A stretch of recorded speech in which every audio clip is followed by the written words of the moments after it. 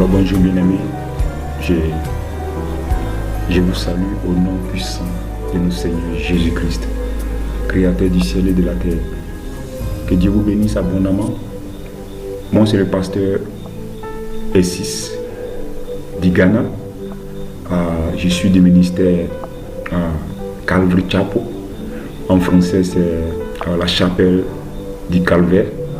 Beaucoup de personnes sont, n'est-ce pas,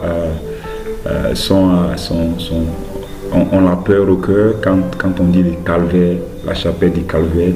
Ils pensent que c'est un endroit qui parle de la souffrance et tout ça.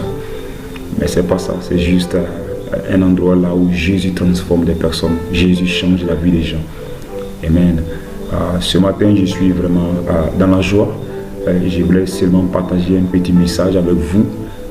Vous tous qui vivez en France, ceux qui vivent au Canada, ceux qui vivent en Afrique du Sud, au Ghana, en Côte d'Ivoire bien sûr. Je salue tous les Ivoiriens, mon pays, la Côte d'Ivoire. J'aime beaucoup la Côte d'Ivoire.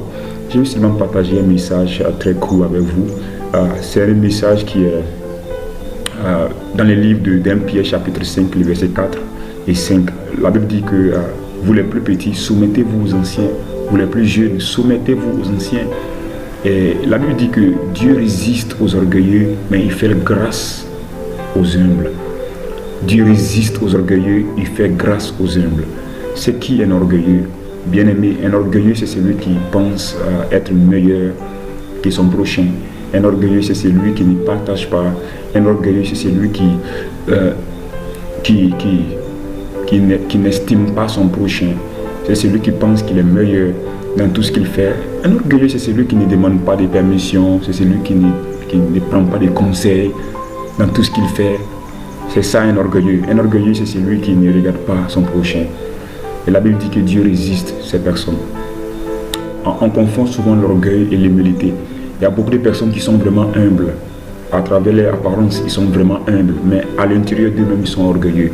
L'orgueil commence dans l'esprit. L'orgueil, c'est l'attitude que nous démontrons lorsque nous faisons face à des difficultés.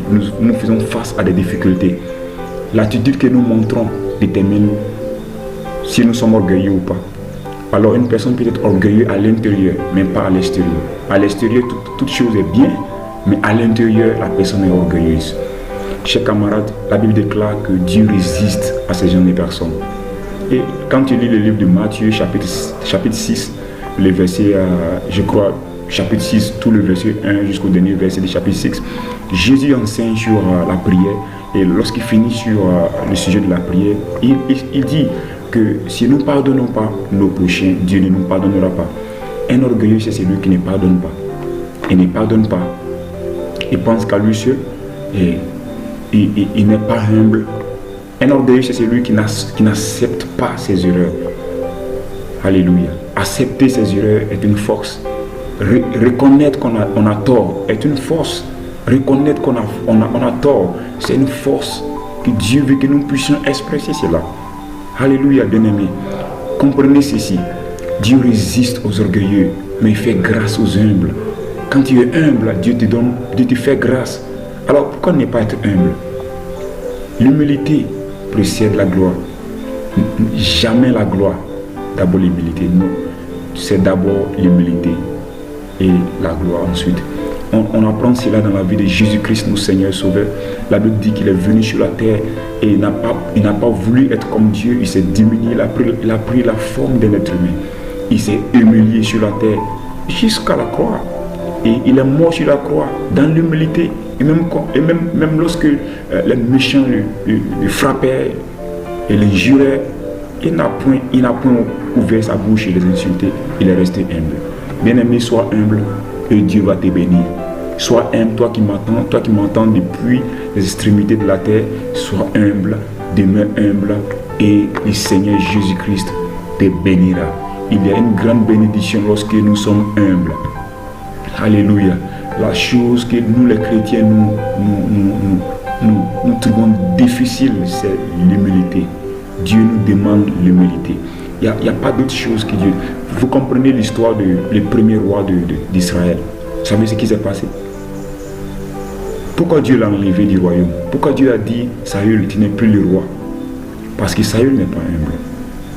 Saül ne reconnaissait pas ses erreurs.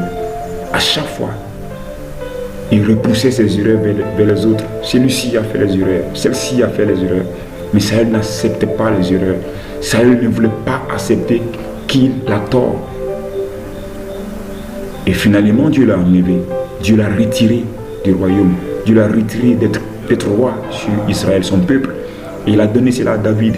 La différence entre David et Saül est que David reconnaissait toujours ses erreurs. Et David était prêt à se retourner, à changer d'attitude. Bien-aimés, nous devons apprendre à changer d'attitude.